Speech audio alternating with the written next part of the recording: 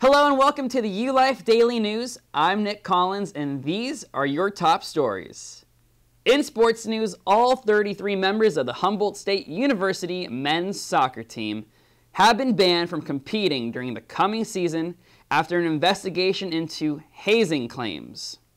Humboldt's president said in a press conference that the investigation revealed that 2 new members of the team had their lives put in jeopardy during an off-campus party where underage students were forced to consume alcohol and reportedly forced to perform undisclosed acts that were described as humiliating and belittling. Not good for any sports team.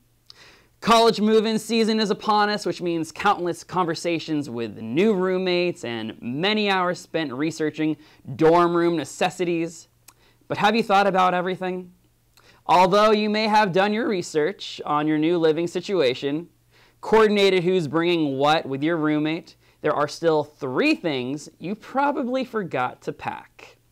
First, a bed rail. You may have thought you passed the bed rail stage when you were, 3 years old, but you might find out differently in college.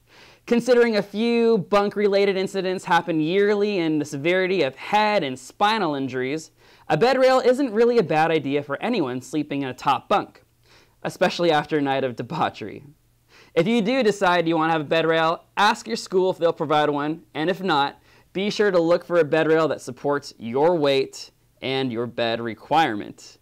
How about wardrobe? Sounds like a no-brainer. Obviously, you want to bring your clothes to school, but it's what you bring that's important.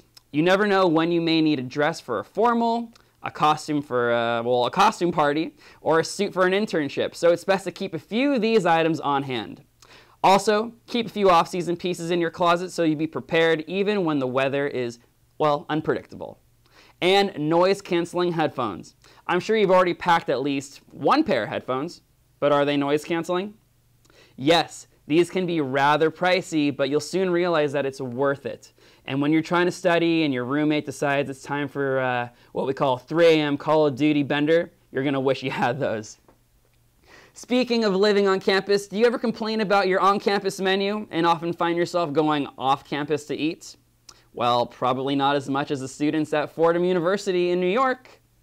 The Bronx-based school, where tuition is $41,000 a year, was ranked #1 by the Princeton Review in the category of worst campus food.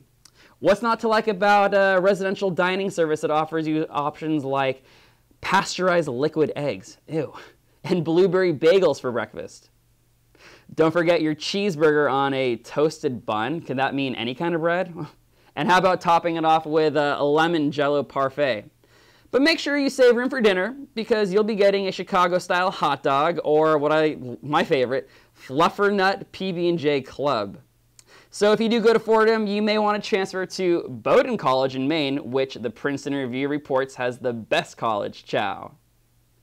Now, ULife is excited to welcome a very special guest with us in studio, all the way from Toronto, Canada, ULife writing intern Arissa Stankovich.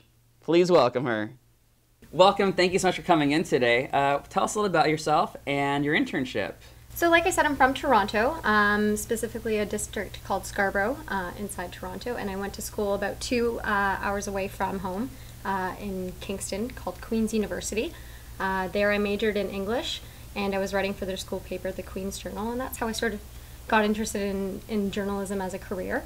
And I found it really fascinating and interesting, and come summer internship time, I started looking worldwide for opportunities and came across one 3,000 miles away from home here. So applied to ULife, and I really enjoyed it. It's sort of work on your own schedule and contribute as much as you can. And in the meantime, I've been able to work and start post-grad education. And yeah, so my advice to anyone out there for internships is to apply everywhere and wear sunscreen. Guess you never know where you're going to land a job. Yes, exactly, exactly. Yeah. What was it like going to school only 2 hours away from home?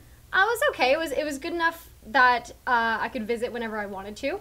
but also far enough that I could stay away up until I wanted to. Good enough that Mom could mail me some food when needed, so I don't have to have any of those PB&Js from Fordham University. But yeah, no, I really enjoyed my time at university, and sad that I won't be able to go back. Well, we're happy to have you here, thank and thank you so much for coming in. No, not at all. What have your internship experiences been like? Let us know in the comments below. And if you're interested in becoming a ULife intern yourself, make sure to reach out to us for more information. For all your university lifestyle news, check out ulife.com. For the ULife Daily News, I'm Nick Collins, and thanks for watching.